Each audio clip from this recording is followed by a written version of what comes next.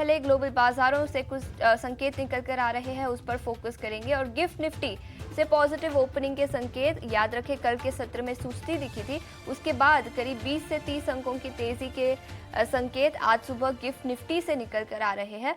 वही ग्लोबल बाजारों की बात करें तो ओवरनाइट अमेरिका से बड़े अपडेट्स निकल कर आए, जहां पर डोनाल्ड ट्रंप ने 25% इंपोर्ट ड्यूटी लगाई है स्टील और एल्यूमिनियम के इंपोर्ट्स पर। इस पर विस्तार में चर्चा करने के लिए अब हमारे साथ अभिषेक जुड़ चुके हैं। Abhishek, good morning. Largely unexpected lines कल सुबह निकल कर आया था कि इंपोर्ट ड्यूटी लगाई जाएगी और आज ऑफिशियल ऑर्डर पर साइन कर दी है। बड़ी खबर कमोडिटी मार्केट के लिए, लेकिन अमेरिकी बाजार कल हरे निशान में बंद होते हुए नजर आए।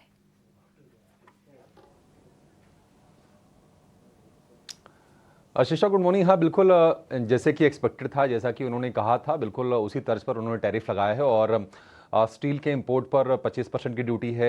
एल्यूमिनियम के इंपोर्ट की बात करें तो उस पर जो ड्यूटी हो बढ़ाकर कर दिया है, 10% से बढ़ाकर कर दिया 25%। तो एक्सपेक्टेड लाइंस पर ही है। और कल हमने देखा था अभी कि जो स्टील वाले जो स्टॉक्स थे भारत में, वहाँ पर हमने गिरावट देखी थी, क्योंकि जैसे कि खबर आ रही थी कि शायद अगर इंपोर्ट ज़्यादा बढ़ता है अगर चाइना से या फिर बाकी देशों से, तो प्राइसेस पर ऑलरेडी जो प्रेशर है, प्रेशर थोड़ा सा और एक्सटेंड हो सकता है। लेकिन अमेरिकी बाजारों में कल हमने तेजी देखी।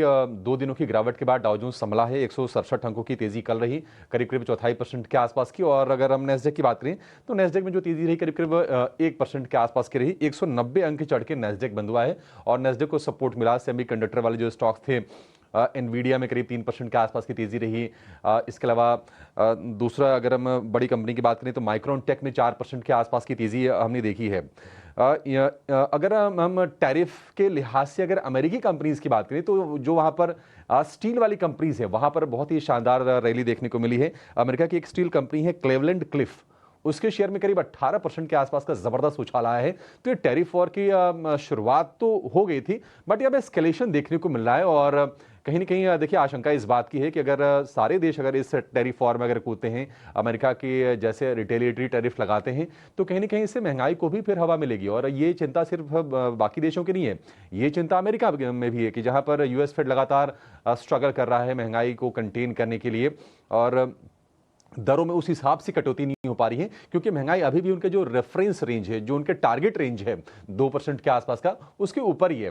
तो देखते हैं कि अमेरिका में क्या कुछ असर होता है। बट ये है कि हाँ, डोनाल्ड ट्रंप की एक अपनी स्टाइल है, वो प्रोटेक्शनिज्म की बात करते हैं, वो अमेरिका फर्स्ट की बातचीत करते हैं और उसी तर्ज पर वो टैरिफ लगा रहे हैं। तो ये जो टैरिफ लगाया गया है स्टील पर, एल्यूमिनियम पर, ये अक्रॉस द बोर्ड सभी के सभी देशों पर लगाया गया है। और कुछ कुछ और भी चीज़ें हैं उस पर भी टैरिफ लगाने पर आगे वो विचार कर रहे हैं। देखते हैं कि क्या कुछ निकल के आता है।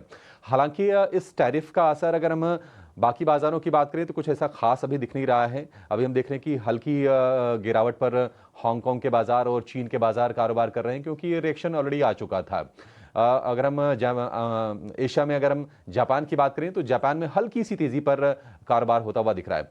लेकिन जो नज़र होगी अमेरिका में, इस हफ्ते बहुत ही क्रूशियल इन्फ्लेशन के रीडिंग आने वाले हैं।